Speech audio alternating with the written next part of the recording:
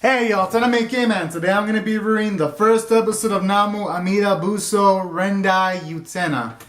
And this episode was fuck. Now, it had a good start. I'll give it credit for that, where you had this guy taken over by his vices, and then these two deities, this blue-haired one and white-haired one, pretty much took it on. And there was a cool fight scene with good visual quality, and I was like, alright, I'm loving the sound of this. And then when they took care of the vice, I was like, alright, I'm liking it. But then when they go into the to this other area, and then because these two guys, these two deities, they're pretty much new at this job, so instead of going out into the field and getting rid of more human deities, they just gotta chill out. And then this episode went from them taking down this vice, this huge creature, towards this boring ass shit where they're pretty much just cleaning, washing clothes, eating food, wiping the floor, and I'm like, oh god, this is so fucking boring. Because literally, like, this episode, it started out really, really good, and I do like the premise of these gods taking on these the earthly vices of humans so that it can't wreak havoc.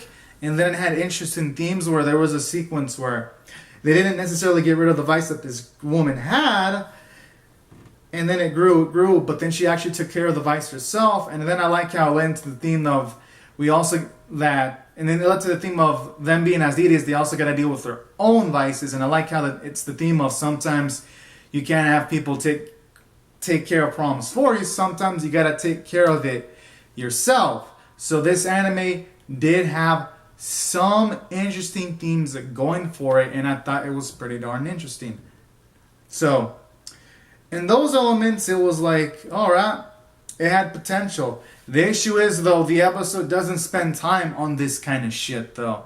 Hell, it just spends times on them relaxing, thinking about how they're gonna tell their leader that his cooking sucks. And I'm like, what is this? Fucking no, I do not, this is not, oh god, it was really that dull.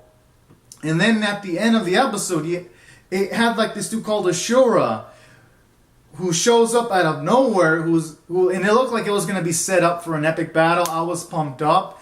And then he just disappears like a fucking punk. And I'm like, wait, what?